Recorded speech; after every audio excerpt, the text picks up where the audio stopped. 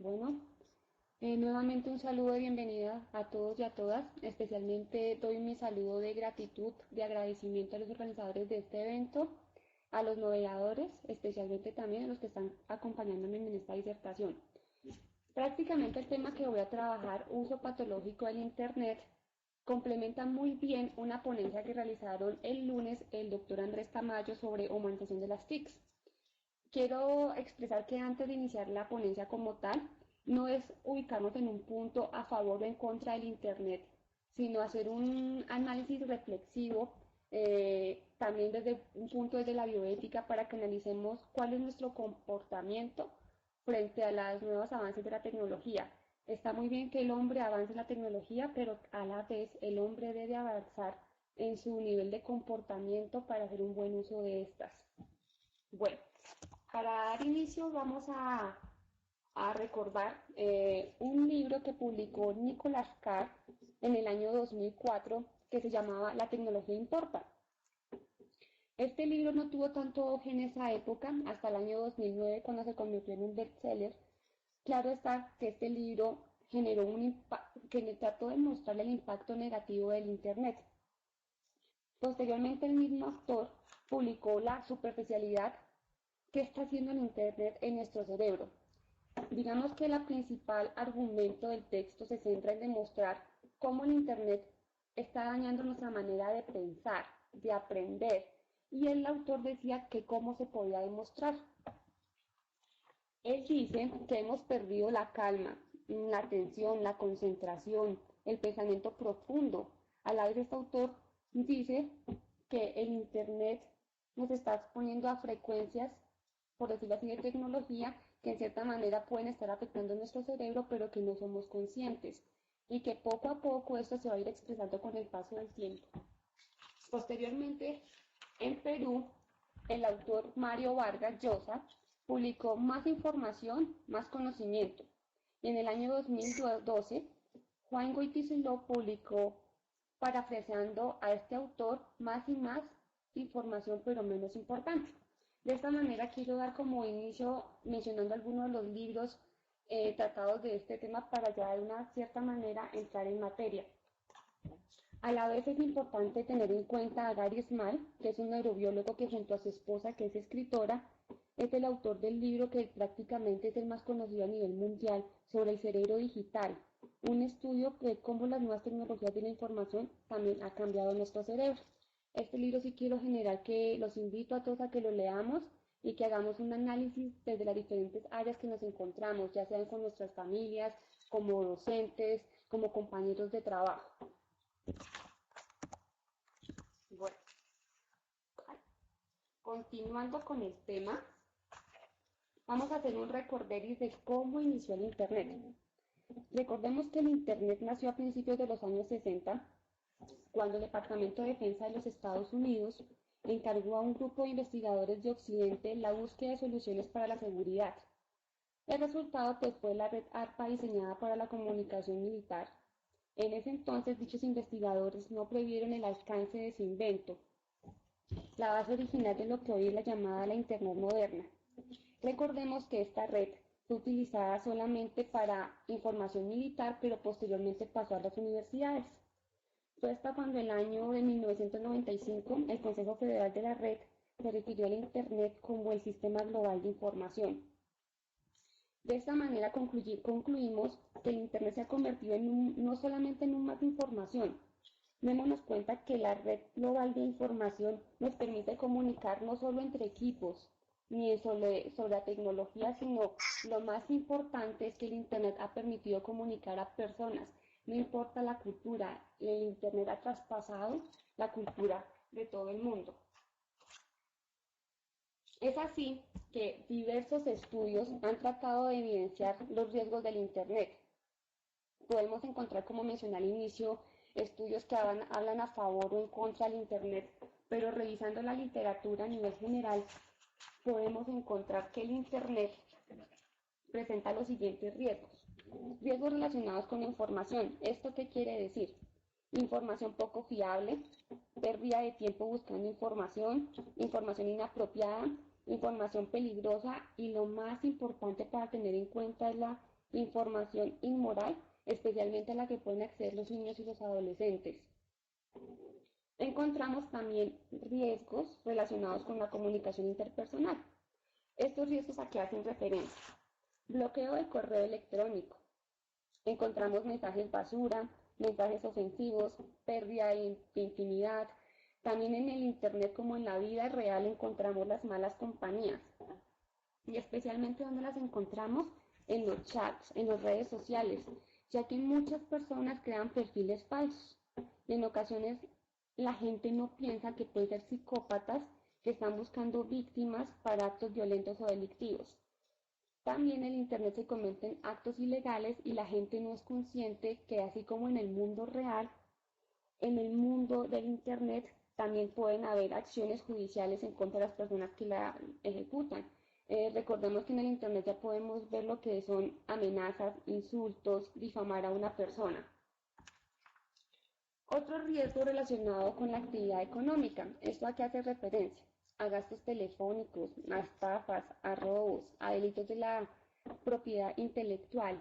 Recordemos que es muy común encontrar ahora en el Internet el copia y el pegue y no se reserva los derechos de autor. A la vez también hay personas que entran a casinos virtuales, que ya lo veremos más adelante, donde las cuentas son demasiado altas. Encontramos también riesgos relacionados con el funcionamiento del Internet.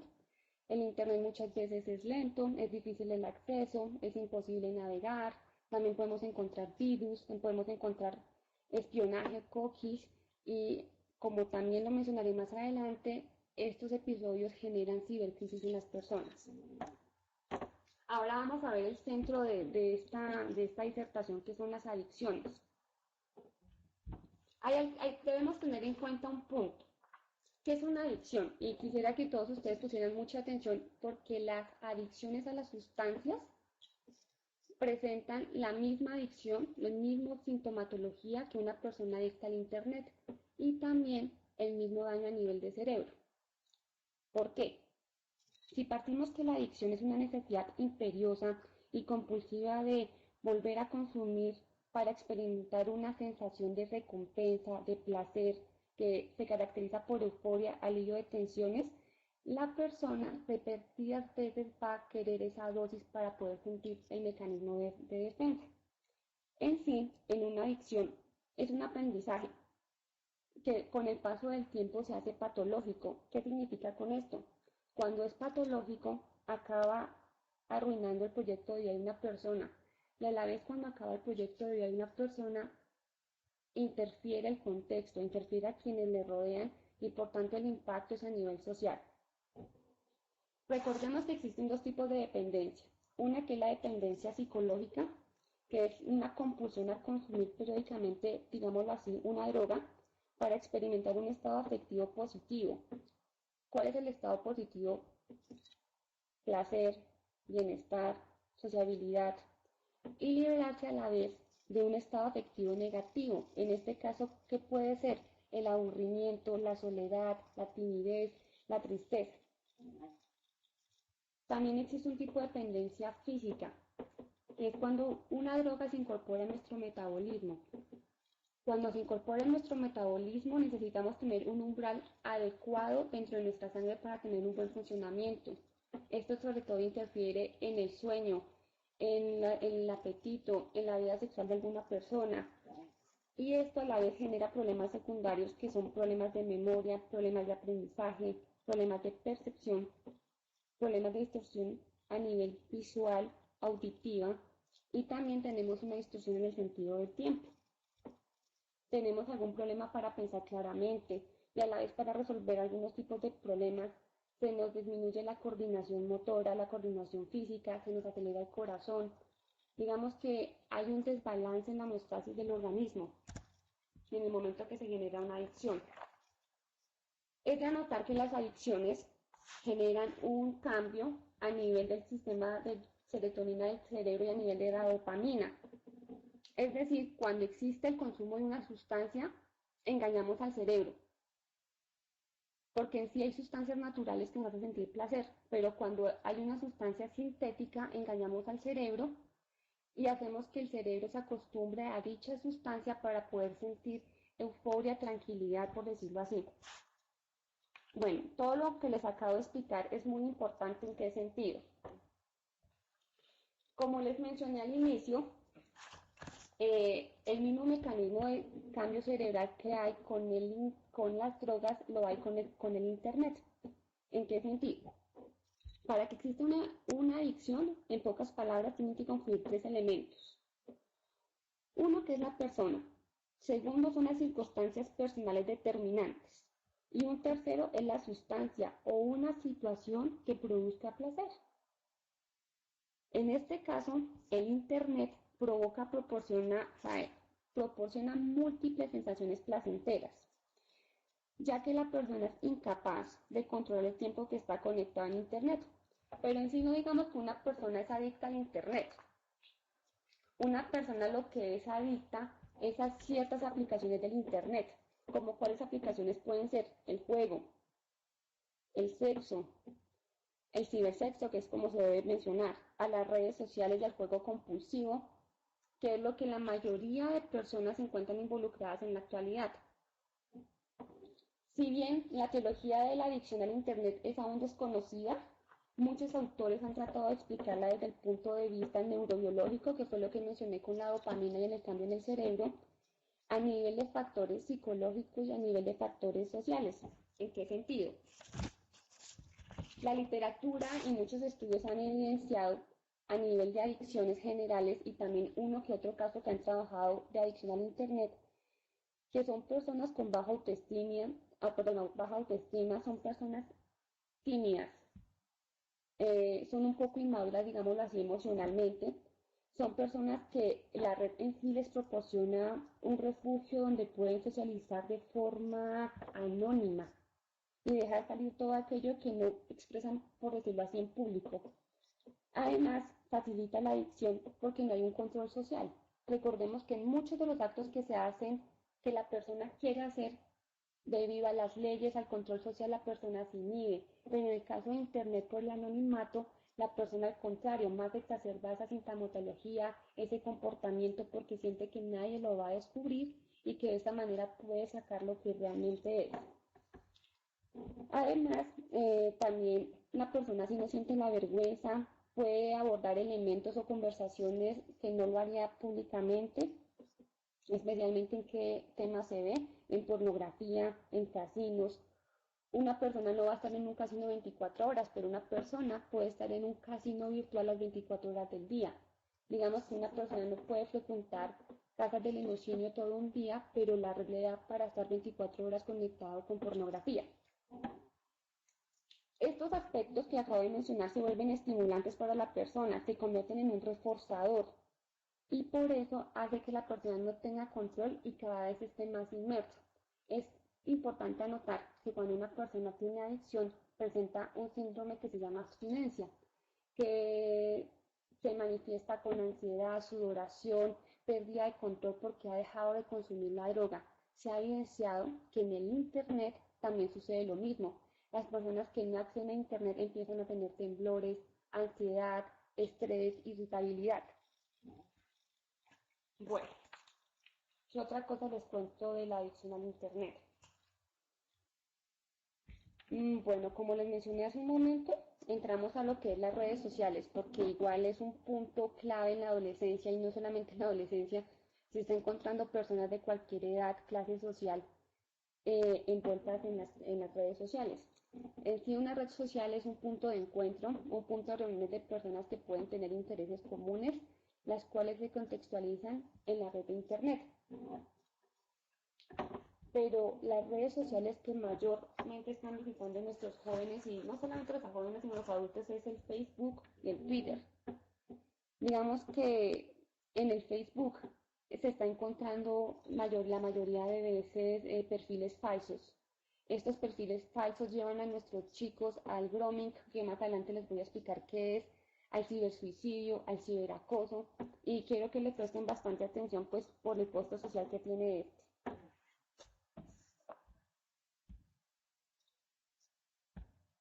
Bueno, el UPI es el trastorno del Internet, es el uso patológico del Internet, También lo podemos conocer como adicción al Internet, desorden de la adicción al Internet, como adicciones comportamentales, que es porque es de más de tipo psicológico. Y es de anotar que la primera vez que se tocó el tema de la adicción al Internet fue en Zurich en el año 2000, en el primer congreso de adicción al Internet. ¿Qué era lo que querían hacer en este congreso básicamente? El objetivo de este congreso era legitimizar el nuevo trastorno, pero prácticamente no se ha logrado. Si ustedes revisan en el manual de DSM-4, aún no encontramos la adicción al Internet como un trastorno.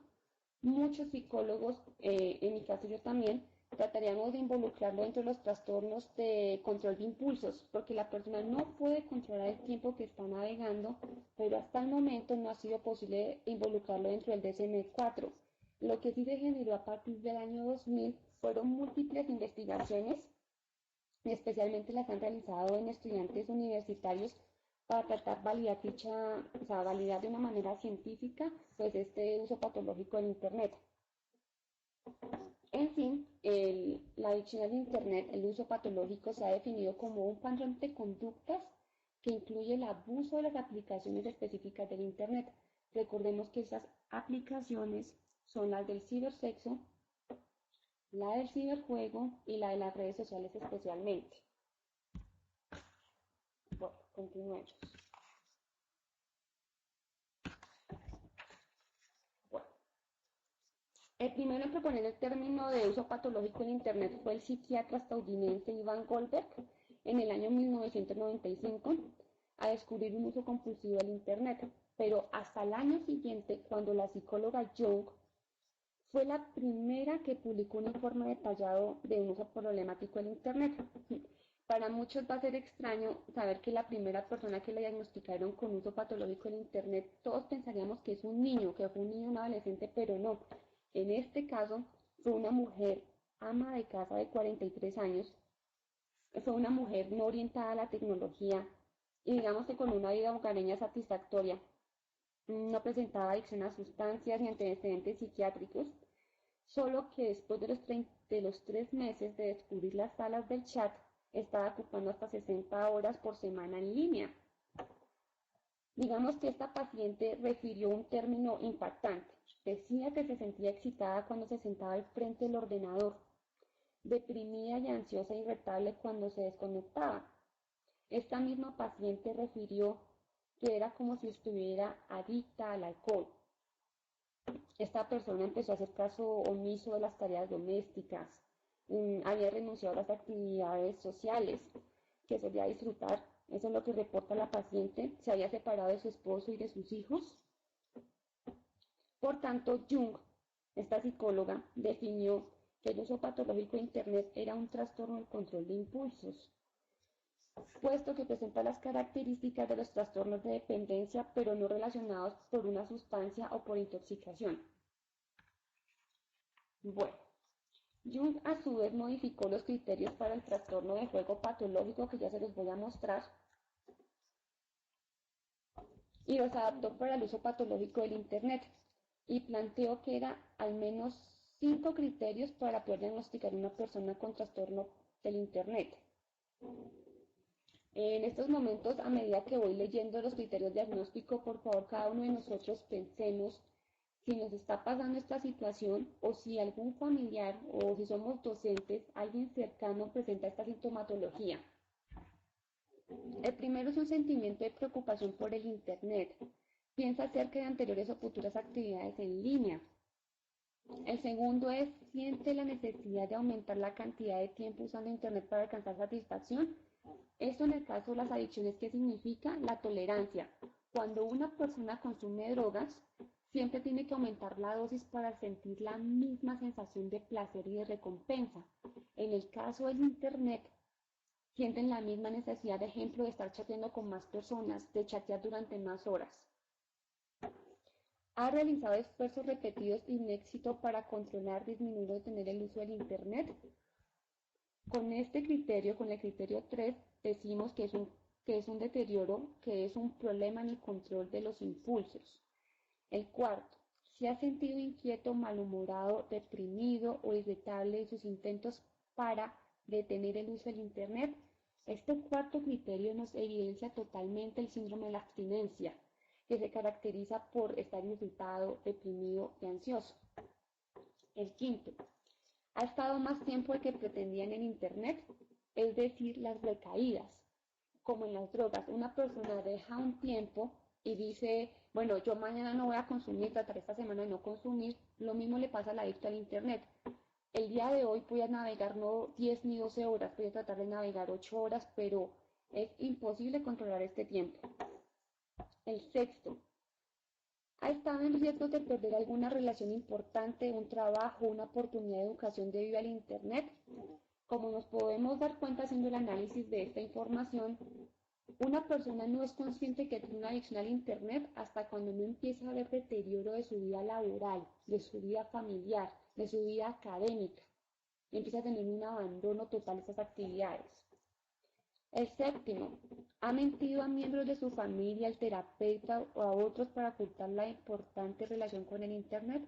Es lo mismo que pasa en las drogas. Una persona que es adicta nunca reconoce que tiene el problema y empieza a mentirle a los miembros de su familia y a las personas de su contexto acerca del problema que está teniendo. El octavo, usa Internet como camino para escapar de problemas o para aliviar un disgusto, sentimientos de impotencia, ansiedad, depresión o culpa. Como bien sabemos, y lo mencioné hace un momento, existen 3 puntos importantes para que exista una adicción, que es la persona, la sustancia y situaciones determinantes. Digamos que una persona con situaciones determinantes de vida, que está atravesando una situación difícil, es más propensa que empiece a utilizar el Internet como un mecanismo de defensa, como un mecanismo de pasar el tiempo, de negar el problema, pero que finalmente con el paso del tiempo se nos puede volver un adicto. Es decir, muchas personas, muchos padres prefieren que sus hijos prefieren y están más tranquilos tenerlos en las casas o trabajar desde casa, porque la persona cree que tienen menos riesgos de los que cuando sale a la calle. Y como nos podemos dar cuenta, una persona tanto en el mundo físico como en el mundo real corre bastantes riesgos y sobre todo cuando ese uso del Internet no está siendo vigilado.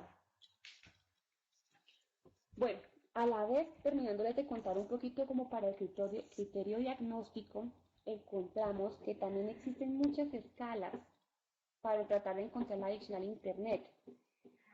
Kaplan creó una escala de 29 ítems y él creó una escala de cognición. Él sugiere que apliquemos esta escala a aspirantes de empleo donde sea probable que haya un abuso del Internet. Es decir, si usted es una persona que tiene tendencia a tener un uso excesivo, abusivo al Internet, en lo posible no debería buscar actividades laborales donde el eje central de su trabajo sea las herramientas, de ejemplo, las TICs. Bueno, sin embargo, a nivel mundial no existe un criterio diagnóstico aceptado mundialmente. Se encuentran unas que otras investigaciones en España, en Perú, en Argentina, pero en sí no existe una evidencia mundial, unos criterios mundiales para poder decir, bueno, los autores están concluyendo en cuanto a esto, esto y esto para el uso patológico del Internet. Lo que sí sabemos es que nos estamos basando es con el control de impulsos. Bueno, continuamos. Vamos a ver los factores de riesgo. Miremos muy bien esta imagen y lo que hace un momento les decía a ustedes. Una persona que está atravesando por un momento difícil en su vida está propensa para caer en la adicción al Internet, especialmente las mujeres que con las salas de chat. Si nos damos cuenta, estas 4 personas están en un mismo sitio y están coincidiendo que entre ellos está habiendo un vínculo.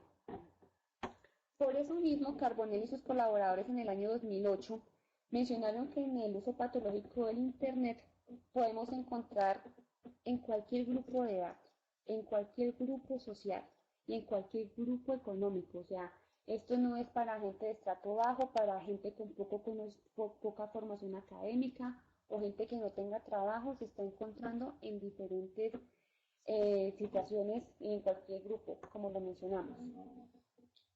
Pero en cierta manera, algunos grupos pueden ser más propensos que otros a desarrollar la adicción, y esta que está relacionado a trastornos psicológicos o a vulnerabilidad psicológica. Eh, Algunas aplicaciones también al Internet. Digamos que cuando hablamos de grupos, podemos hablar que son personas que atraviesan determinadas situaciones que pueden ser separación, jubilación, dedicación excesiva al hogar, personas con limitaciones de comunicación. Esto es clave tenerlo. Personas con limitaciones de comunicación o personas con limitaciones de movimiento.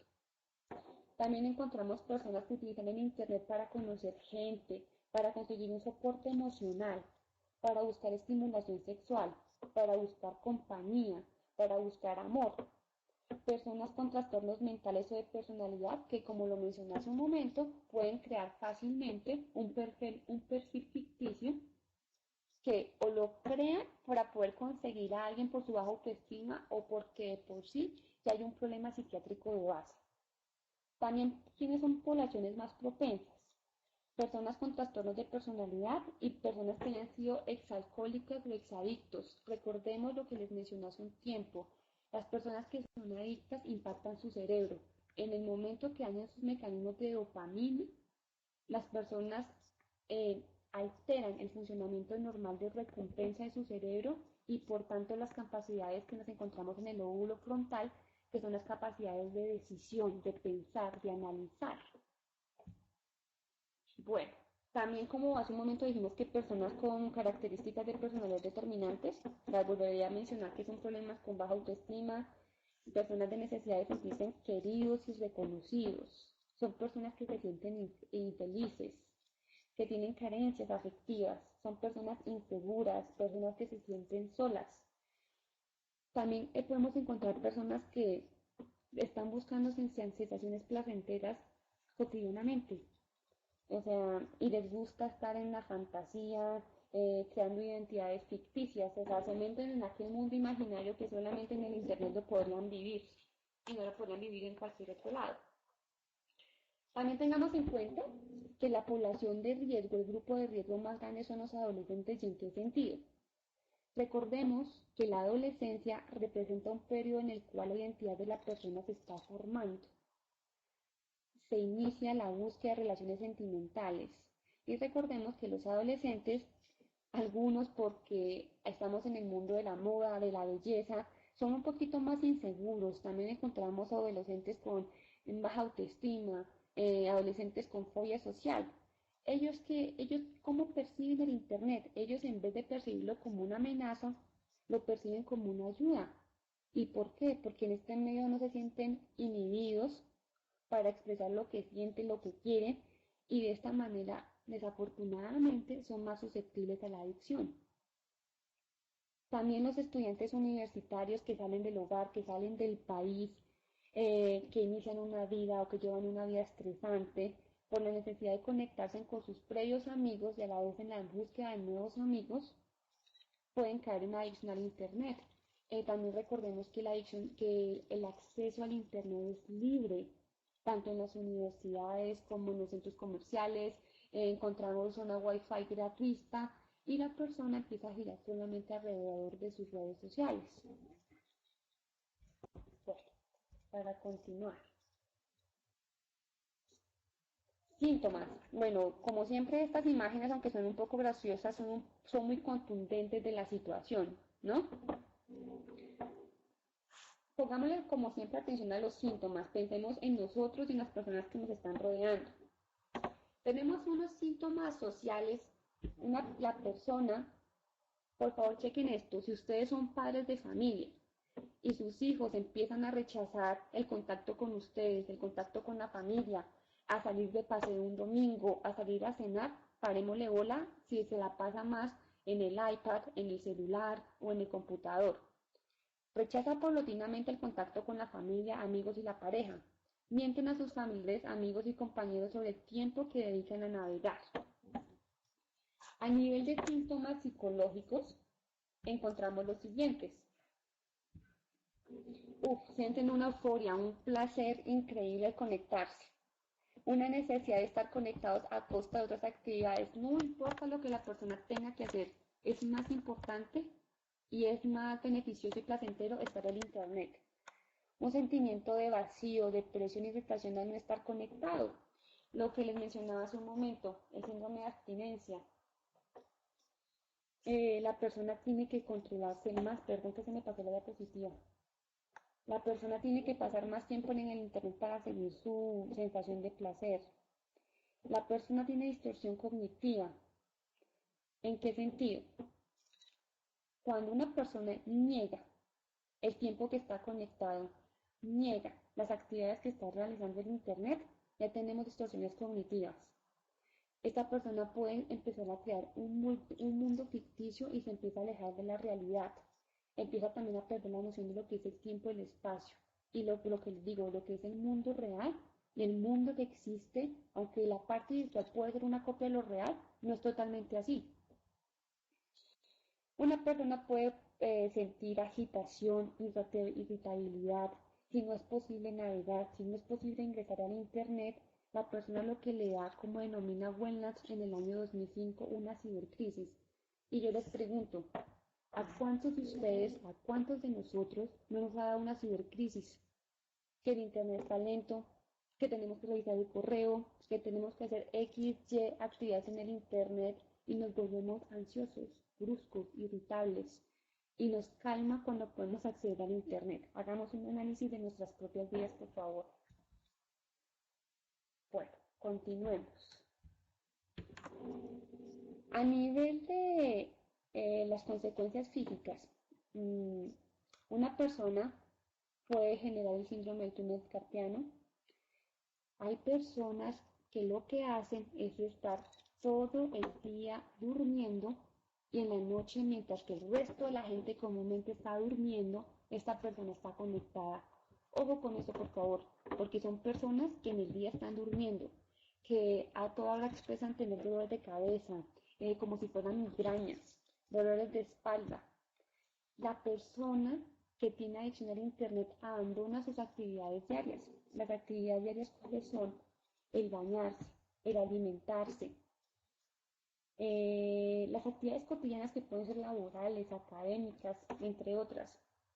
Digamos en resumen que una persona tiene una afectación de las actividades de la vida diaria. Tiene una afectación a nivel social, ¿en qué sentido? La persona se vuelve muy sola, se vuelve muy aislada, llega tarde a las citas, llega tarde al trabajo, llega tarde a la universidad, llega tarde al colegio. Empieza a tener muchísimos problemas en su contexto por el incumplimiento. Digamos que, como lo había dicho, que es el bajo rendimiento, empieza a tener a nivel general, es una persona que tiene problemas familiares, laborales y académicos. Difícilmente la persona se encuentra cómoda socialmente. A nivel de las consecuencias, es importante tener en cuenta esto. Ay, perdón que se me pasó la diapositiva.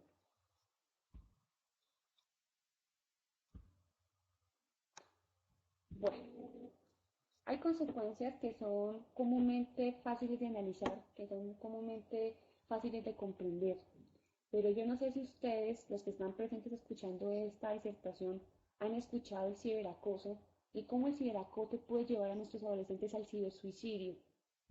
A la vez, en el Internet encontramos nuevos términos que se llaman grooming y sexting, que ya se los voy a desmenuzar, por decirlo así, y a explicarles qué significa cada uno de estos temas. Bueno, cuando hablamos de un ciberacoso, recordemos que existen tipos de acoso. Tenemos acoso de tipo sexual. Recordemos que estos delitos son tipificados en un código penal independiente del país que nos encontremos. ¿Alguien dijo algo?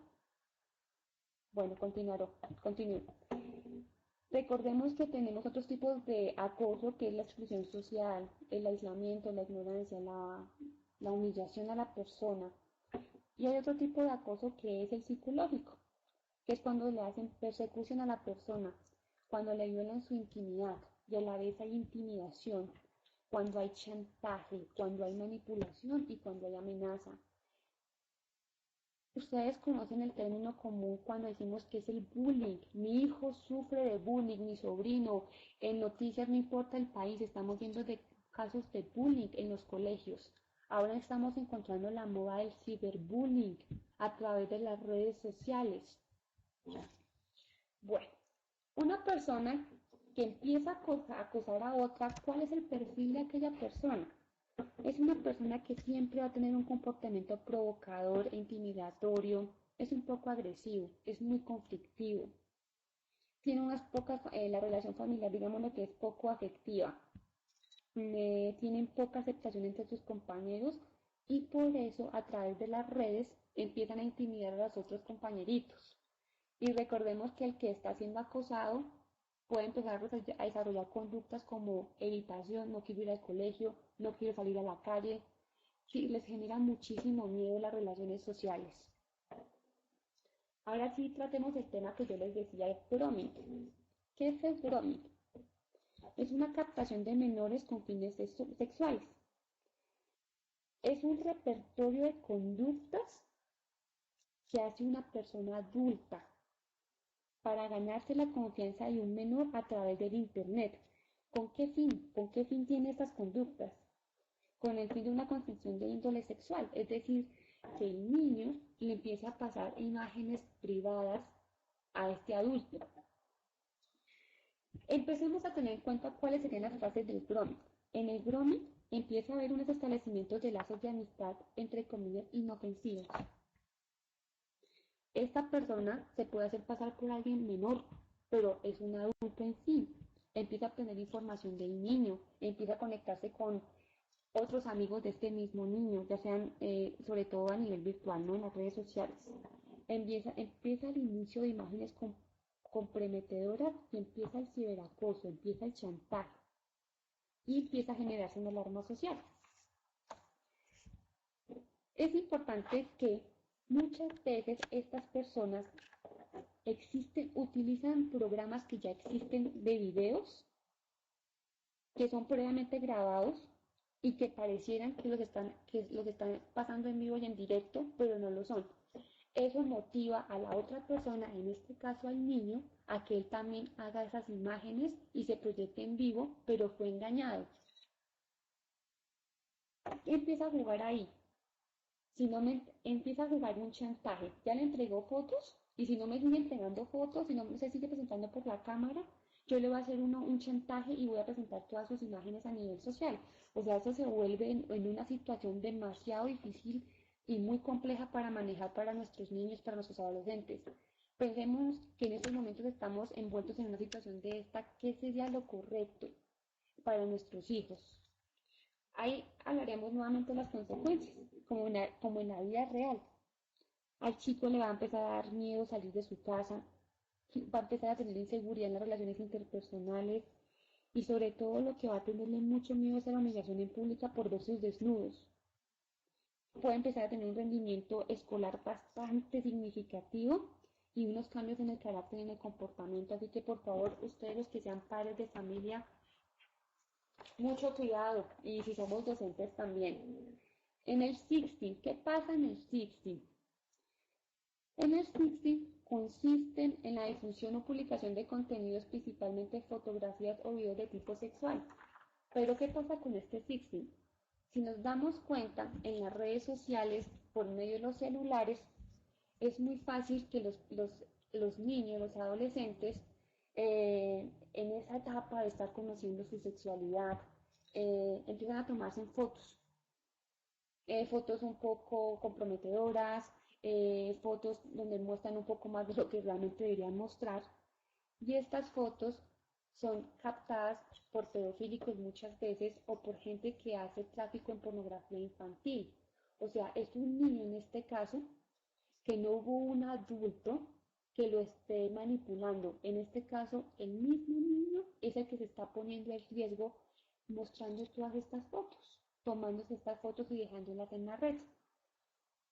Bueno, esto es a nivel general las consecuencias, ahí nos damos cuenta por las imágenes, la persona no puede dormir, no puede dejarlo, no importa que esté de vacaciones, no importa el sitio donde esté, la persona sigue conectada, hay pérdida en las relaciones familiares y de pareja y la persona solamente gira su estado de ánimo alrededor de Si no le dan un sí me gusta en una foto en internet, en Facebook, los ya se deprimen. Si usted le preguntan a muchos adolescentes motivos de tristeza cotidiano, es porque no son chicos populares en las redes sociales.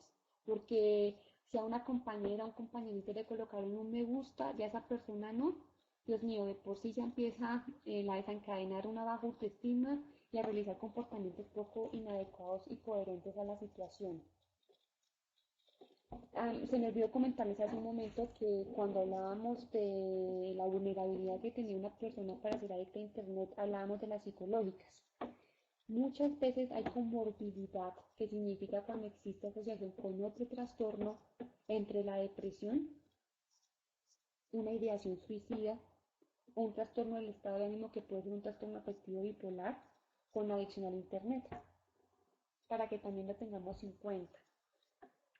Bueno, a nivel de tratamiento, ¿qué es lo que hace el tratamiento exitoso? A un tratamiento lo hace exitoso en sí es la voluntad del paciente cuando la persona reconoce que tiene el problema, pero como no nos damos cuenta, la mayoría de adictos no reconocen que tienen el problema.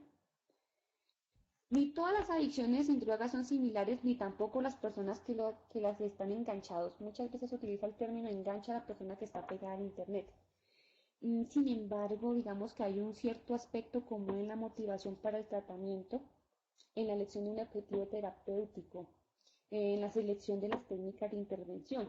¿En sí en qué se basan?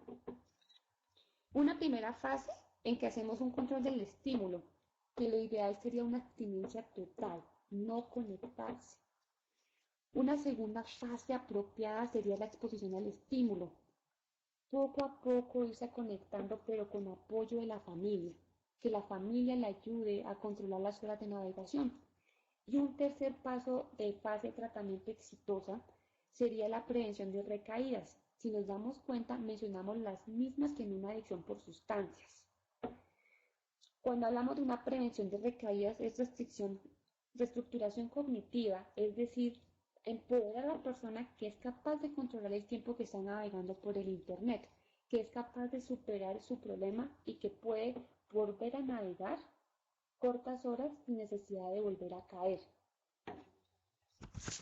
Es de anotar, y especialmente las recomendaciones que les doy a ustedes es tengan el computador, sobre todo para los niños y los adolescentes, en un lugar visible, por favor. Controlen las horas de acceso de los chicos, las horas que terminan. Tengan en sus computadores programas que restrinjan el acceso a ciertas páginas. Recuerden lo que les digo, a veces pensamos que el hijo está más seguro en nuestra casa mientras que salimos a trabajar, pero en las redes sociales están corriendo un riesgo a veces superior que en la vida real. Bueno, acabamos de hablar todo lo que es trastorno con el Internet y termino esta disertación diciendo lo siguiente. ¿Será que es moda o será que es un trastorno también a la adicción al móvil? Hablé a nivel general del Internet, pero pensemos que muchas maneras de llegar al Internet es por medio de los móviles. Muchos niños y adolescentes y nosotros también manejamos por nuestra situación laboral y nuestro tipo y estilo de vida. Con celulares que nos conectan rápidamente al correo electrónico. Pero la evidencia también está en que el móvil puede llegar a generar modificaciones en el estado de ánimo. También genera ansiedad, sentimientos de inseguridad, miedo a salir sin él. ¿Qué persona no perjudica su día laboral porque dejó el móvil en la casa? La persona se siente incapaz de asumir sus actividades cotidianas sin el móvil.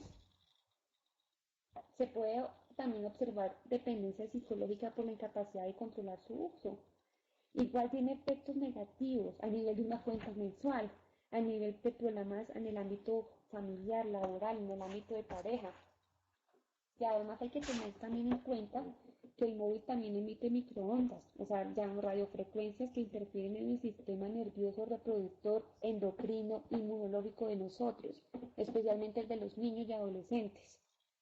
También tiene afectación a nivel de estructuras características importantes para los seres vivos como es el ADN. Ya han llegado estudios a reportar que las radiaciones de los celulares afectan al ADN.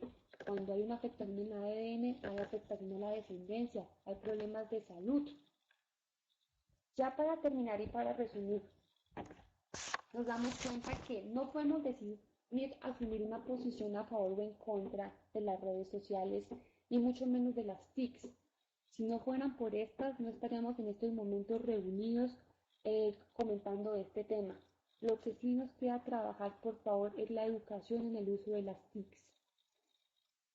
Como decía el autor Hart, tomémonos siestas digitales, procuremos una hora descansar al día del celular, de los equipos tecnológicos, un domingo completo, un fin de semana. El uso excesivo del Internet. Muchas personas, sus actividades de ocio, de recreación, de compras, las hacen mediante el Internet, favoreciendo al sedentarismo, a la obesidad. Por tanto, también el Internet favorece a los problemas de salud pública, a los problemas cardiovasculares y a la obesidad. No me queda más que mi deber como profesional agradecerles el espacio que me acaban de brindar y hacer un llamado a la prevención. Hagamos la prevención entre nosotros mismos, dando un buen ejemplo del uso de las TICs.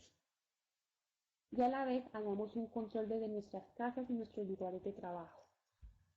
Bueno, muchísimas gracias a todos ustedes por el tiempo. Espero no se hayan aburrido. Espero las imágenes de la ponencia también, que en sí, aunque son un chiste, llevan un mensaje muy, muy puntual de lo que es el abuso del Internet. Y agradecemos a los moderadores, a los miembros del comité y a las universidades e instituciones que respaldaron este Congreso Mundial. Muchísimas gracias y espero sus preguntas. Muchas gracias, Shadi, por tu gran exposición. Ahora pasaré a hacerte las preguntas que las han realizado en el Google y te las iré formulando. Muchas de ellas, simplemente, a través de la conferencia se han ido ya contestando, pero te las formularé por si alguna se puede matizar. Claro que sí. Muy bien, la primera de ellas sería, ¿qué experiencias de riesgos económicos considera usted por el uso de Internet? Que es de Leopoldo. Bueno, cuando les hablaba del riesgo del uso económico, del uso del Internet, la pregunta no la entiendo si es a nivel de familia o a nivel mundial. Bueno, les voy a responder de las dos áreas que yo voy a contestar la pregunta a las dos áreas que yo pienso. Cuando yo menciono que los riesgos del Internet a nivel económico, es cuando hablamos de una persona que tiene problemas de control en hacer compras por Internet. O cuando muchas veces nuestros niños hacen compras por Internet con las tarjetas de los papás. Digamos que hay un impacto económico en las tarifas del acceso al Internet por medio del móvil. Cuando hablo de los riesgos de tipo económico son estos. Si hablamos de un riesgo económico del no uso del Internet a nivel mundial, hombre, pues ahí hablaríamos de que sería un deterioro de tipo académico, investigativo, científico bastante duro y a nivel económico porque muchas personas giran su vida alrededor de servicios que también hacen por Internet sin que necesariamente tengan que ser adictos al Internet. Espero que la persona que hizo la pregunta le haya quedado respondida de la manera oportuna. Continuamos con la siguiente. Sí, mira, la siguiente sería, ¿qué sugieres o recomiendas para mitigar o reducir los riesgos, que creo que ya las has contestado, y de que puede ocasionar el uso de Internet en el país? Un Estado, comunidades educativas, etcétera. Creo que esta ya la has contestado. Ya la he contestado, pero las recomendaciones, hagamos ejemplo, por favor. Sí. Yo sé que es la gente, los nativos digitales, los no nativos digitales, la moda del Internet, la moda del último aparato. Miremos esta moda, qué consecuencias nos puede traer a nuestras vidas. Hagamos un buen uso. Yo no estoy en contra del Internet, repito, hagamos un buen uso, hagamos prevención, controlando los tiempos de acceso. Siguiente pregunta. Muy bien. El UPI está catalogado como parte del síndrome de personalidad adictiva. Esta creo que también la contestaste, ¿no? Que no está... Miren, en sí el uso patológico del Internet no está dentro del DSM-4. ¿Qué es el DSM-4? Es el Manual Diagnóstico de Trastornos Psiquiátricos. Como tal, es la hora que no lo hemos podido poner en el DSM-4, pero muchos psicólogos lo asemejamos a los trastornos de control de impulsos. Cuando yo a ustedes les contaba algo de cómo qué pasa con la adicción en un cerebro, Es lo mismo que pasa con la adicción en el Internet. La persona no se controla, la persona no controla el tiempo que navega. Entonces, digamos que que lo haríamos es similar al juego patológico. Una persona que tiene problemas con el juego, se puede decir que es una persona con algo similar al uso patológico de Internet respecto a la sintomatología que presenta. Bueno, Muy bien. Gustavo pregunta que en los casos de estudio, los inmigrantes digitales, ¿en cuántos casos se genera adicción? Si hay algún estudio justo en los inmigrantes digitales. digamos que sí existen estudios que reportan, estamos hablando que se está pasando a estudio poblacional con más de un 50%, o sea, digamos que nos estamos pasando el extremo del que conoce mucho Internet está siendo adicto y aquel que no conocía en el Internet y que lo empezaron a conocer están generando adicción. El llamado que se haría es, yo soy colombiana, estoy rodeada en estos momentos de mis amigos de peruanos, Argentina veo, España, proporcionemos la parte investigativa. Yo en estos momentos me encuentro en Colombia tratando de adelantar la escala, validando una escala para poder medir la pregunta que usted me hace, señor Gusta, de una manera oportuna y real. No hay estudios epidemiológicos de prevalencia e incidencia de estos casos como tal, no los hay. Muy bien. La siguiente, que Leopoldo la realiza, dice, ¿qué consejos o recomendaciones nos puedes dar u ofrecer para un uso seguro de Internet en casa o en el hogar? Creo que también la has respondido.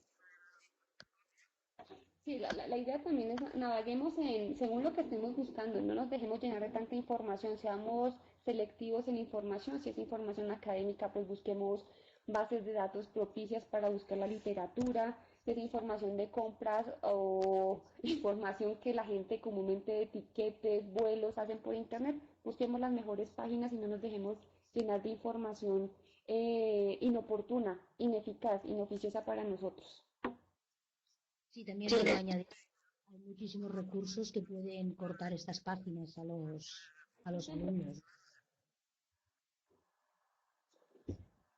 La siguiente pregunta sería, ¿qué diferencia existe entre estos riesgos sin Internet y con Internet? Esta la he realizado yo porque has puesto una serie de trastornos, o sea, de consejos, ¿no? O de riesgos que a mí me parecían iguales que los que hay en la vida cotidiana, en realidad. Sí, es que mire, todas las actividades que hace el ser humano tienen un riesgo, ¿cierto? Salir acá a la tienda a comprar algo y cruzar una calle, tenemos un riesgo de que un carro nos pueda atropellar. La probabilidad que exista cualquier accidente, por decirlo así, es altísima. Pero lo que les digo, nuestra posición y nuestro comportamiento frente a las situaciones, el prevenir, es lo que nos hace ser humanos, el que nos hace utilizar muy bien la red de información. ¿En qué sentido? Lo mismo que nos dicen, existen problemas cardiovasculares en toda la población, pero si fumamos poco, pero si hacemos ejercicio y cuidamos la dieta, no nos va a dar, ¿cierto? Existe el Internet, utilicémoslo bien, utilicemos buenas aplicaciones, utilicemos buenas páginas, controlemos el acceso al Internet en familia, controlemos el tipo de información que estamos leyendo, vamos a tener una vida muy tranquila y muy saludable. Hombre, yo digo, si una vida sin Internet no estaríamos en estos momentos acá y no hubiese avanzado tanto el hombre. El Internet es necesario, el Internet ha sido nuestra mano derecha. Muchas personas han podido estudiar y conocer ciertos conceptos, temas lejanos. Hemos llegado al conocimiento y no podríamos, por falta de adaptación de comportamiento, decir que no, que el mundo debería estar sin Internet. No, el mundo debe estar con Internet, pero un Internet bien utilizado. Claro, sí, es que en realidad tengo que hacer hincapié a esto, ¿no? Sí, La educación es fundamental. es la educación. Si hacemos psicoeducación, garantizamos hombres de bien y utilizar nuestras TICs de una manera exitosa, eficaz y efectiva. Perfecto. Pues otra pregunta que ha hecho Leopoldo es, de acuerdo con su experiencia, ¿existen leyes o fundamentos legales en su país para el control del riesgo generado por el uso del Internet? Claro, en Colombia ya empezamos a contar hace poco tiempo con lo de lo que es el ciberbullying. Un niño que esté siendo acosado, intimidado por su compañero a nivel de lo que es el ciberacoso, ya tiene su problema penal. Y aquí en Colombia contamos con el ciber, como, ¿cómo decirlo? Sitios de policías, que no, el CAI, un CAI de policía.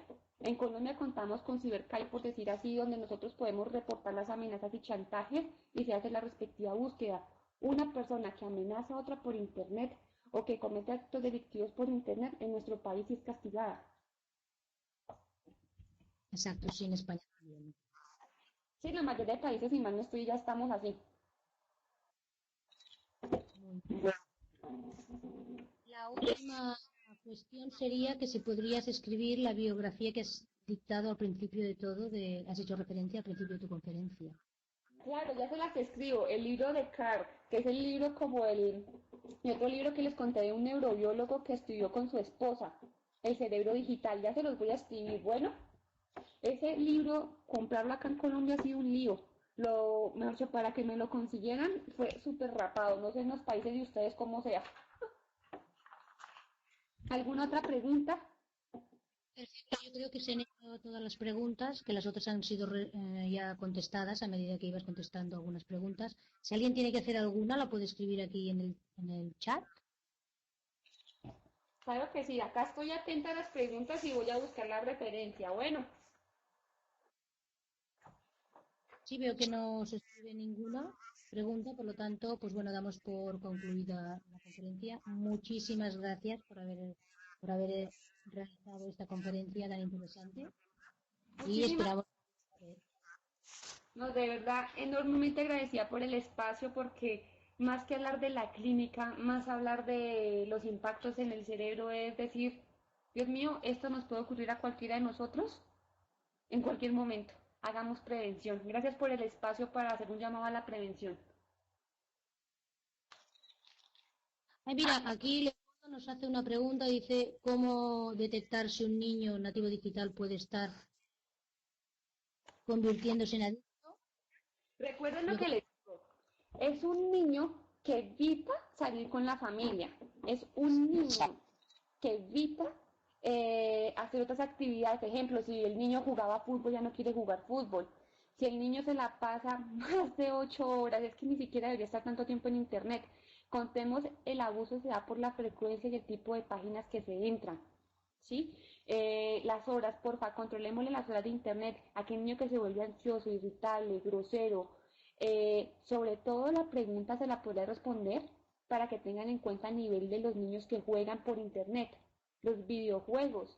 Son niños que medio llegan al colegio, dejan sus morrales, se sientan en el computador y pasan las horas jugando. Ejemplo, esta pregunta. Mijito, párese a comer. Mijito, es hora de tal cosa. Ya hizo tareas. Ya, mamá, un momento. Ese momento se les convierte en horas. El niño no tiene control para despegarse del Internet.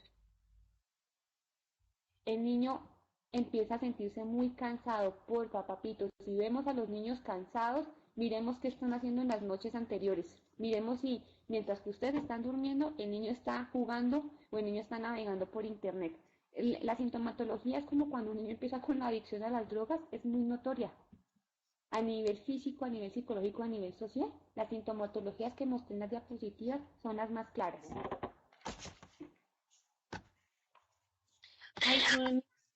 Hay otra pregunta. Dice, ¿la adicción a Internet produce suicidio? Sí, miren lo que pasa.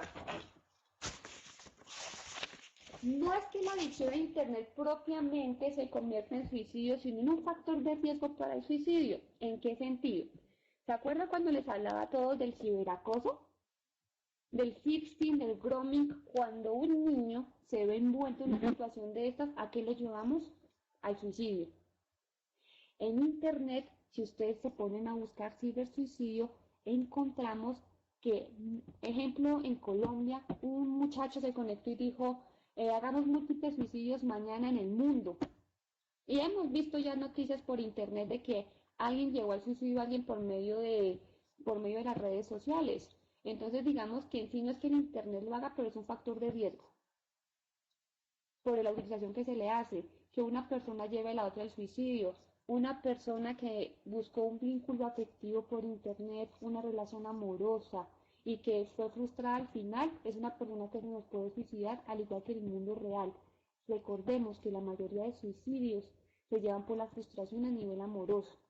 Un rompimiento de un vínculo amoroso lleva al suicidio. Un problema amoroso generado por las páginas de internet, buscando amor por internet, también lo puede llevar al suicidio. Digamos que son los mismos riesgos reales que también nos podemos vivir en el internet. Para hay otra pregunta de Susana que nos pregunta que por qué se da tanta competencia en las redes sociales. Dios mío, a nivel de competencias, ¿saben lo que yo me atrevería a decir sin ser tan académica en la respuesta? Digamos, ¿qué red social me permite publicar más información inmoral? Digamos, mediante qué red social conozco más tipo de gente chévere, más tipo de gente libre, liberal. Eso es lo que más o menos encontramos en las redes sociales. No hay control, lo que les decía, no hay control de lo que se publica. Las redes sociales nos permite, en cierta manera, expresar lo que comúnmente no expresamos, sacar de nosotros lo que comúnmente no sacaríamos. Entonces, digamos que la competitividad ellos también va por la plata que generan. Recordemos que la publicidad que le da las redes sociales publicar ciertas cuestiones es demasiado grande. Entonces, la competencia va a nivel de publicidad y las personas lo toman como qué es lo más moderno, qué es lo más chévere, dónde está la mejor gente, en qué redes sociales. Digamos que también es como una competencia a nivel de mercado común y corriente. Muy bien, y la última pregunta sería, ¿cómo crees que afecta la publicidad en Internet como el uso de Internet? No entendí la pregunta, me la repite que no la escuché. ¿Cómo afecta la publicidad? ¿Qué cosa? ¿Cómo afecta la publicidad en Internet como el uso de Internet? Venga, si entendí bien la pregunta. ¿La publicidad cómo afecta al Internet? Sí. Sí. Digamos que la publicidad sí no afecta al Internet. Cuando les decía a ustedes al inicio que la primera persona en publicar un artículo que fue la superficialidad y otro artículo que era que el Internet se estaba volviendo tontos, por decirlo así, que luego se convirtió en un bestseller, pero digamos que la publicidad no está para mí en contra del Internet, al contrario, la publicidad muestra que las personas modernas deben estar utilizando las redes sociales. La publicidad favorece al Internet, pero debería ser como en los cigarrillos, debería ser como el alcohol. El mal uso genera adicción, el mal uso puede producir cáncer de pulmón. El Internet debería tener campañas de publicidad que el mal uso puede generar la adicción. Eso es lo que debería hacer empezar a hacer el Internet. Hacer campañas del buen uso, lo que les decía. Hagamos una cibersiesta, descansemos un poco en Internet. Pero en sí, creo que nadie se atrevería a lanzar una campaña así porque se diría que se va en contra del desarrollo social, pero no es que tanto el desarrollo social, sino que nadie se atrevería a hacer un comentario inapropiado al Internet, pero no es tanto un comentario inapropiado ni en contra, sino en decir, en Internet como en el mundo real hay riesgos, hagamos prevención de los riesgos. Entonces digamos que mientras que no haya evidencia de literatura contundente de investigaciones, no podríamos lanzar ese aviso. Lo que se espera es que por el llamado que les hago a cada país, como empecé acá en Colombia, es hagamos investigaciones de incidencia y prevalencia del abuso del Internet y de esa manera, desde el punto de vista comportamental, saquemos estrategias de prevención para el buen uso. Muy bien, y la última sería, ¿considera usted que existe adicción porque Internet es algo relativamente nuevo? Que si considero que existe adicción porque el Internet relativamente es nuevo, esa es la pregunta. Recordemos que si la comprendí como me la significaron, si es así. Que si la, porfa me la vuelve a repetir, que no la escuché muy bien. Sí, perdona, mire, dice, ¿considera usted que existe adicción porque Internet es algo relativamente nuevo? O sea, por ser una cosa nueva, ahora pues hay más adicción. No. ¿Se acuerdan que yo cuando cerré las diapositivas decía modo trastorno? Digamos que muchas veces pasa como a un niño que le dan de Navidad o en algún momento a nosotros mismos, sin importar la edad, nos dan un regalo y nos da la goma. Y nos quedamos con la goma de ese regalo unos 8 o 15 días. Pero en la goma del regalo o en la goma de la actividad que hacemos, no hay una disfunción familiar ni laboral, digamos que no estamos hablando de una adicción porque sea relativamente nuevo. Recordemos lo que hemos mencionado en el transcurso de la ponencia. Debe haber circunstancias, debe haber vulnerabilidad psicológica, vulnerabilidad social para que se genere la adicción. Como una persona que en algún momento atravesó una situación muy dolorosa, muy difícil en su vida, o simplemente probó una droga y se quedó ahí porque no tiene control de sus impulsos. Entonces no lo diría que es por moda, eso ya hay otro tipo de factores. Bueno, Muy bien, yo creo que ha quedado todo respuesto. Muchas gracias. ¿Podrías apuntar en el chat la dirección? Porque hay gente que todavía pregunta por la dirección de la bibliografía que has comentado anteriormente, o sea, al principio de todo de la conferencia. claro que sí, ya Y la anoto. No obstante, cuando haga el resumen de la ponencia en el paper, no sé si se pronuncia, ahí también va a ir. Bueno, ya les escribo así porque me tocaría volver a sacar de los artículos. Acá a la mano tengo que es Nicholas Carr, al año 2004. Ya se las escribo. Espérenme, la busco y ya se las escribo. muchas gracias, Shadie, por esta presentación. Muchas gracias también por los asistentes. Y bueno, pues nos volvemos a ver en cualquier momento durante el congreso. Muchísimas gracias a ustedes nuevamente. Un abrazo desde Colombia y que estén muy bien. Gracias. Acordaros que tenéis que ir saliendo de la sala para poder acabar de grabar. Listo. Ya voy a escribir el artículo de Nicolás. Acabo de escribir uno.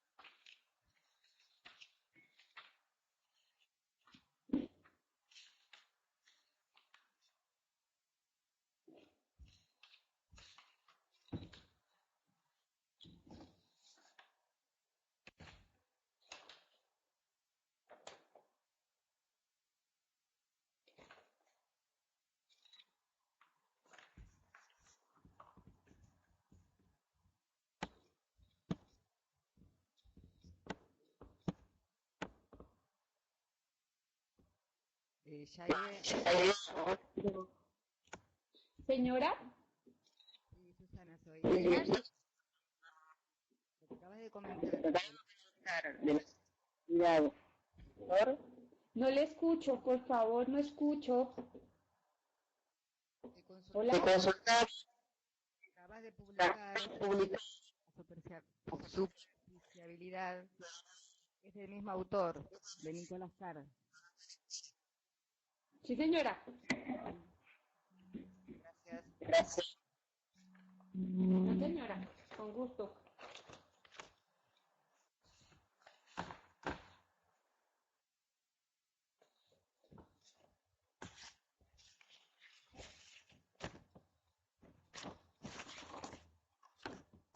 Shadi, ¿estás buscando alguna cosa o ya damos por concluida? No, ya la la- podemos dar. Es que estaba buscando una referencia del libro del El cerebro digital, que es el que quisiera que todos leyéramos. Sino que con tanta referencia que tengo, pero ya minutos a ver si la consigo aquí y ya, con eso, Vale, perfecto. ya a ver si la ubico.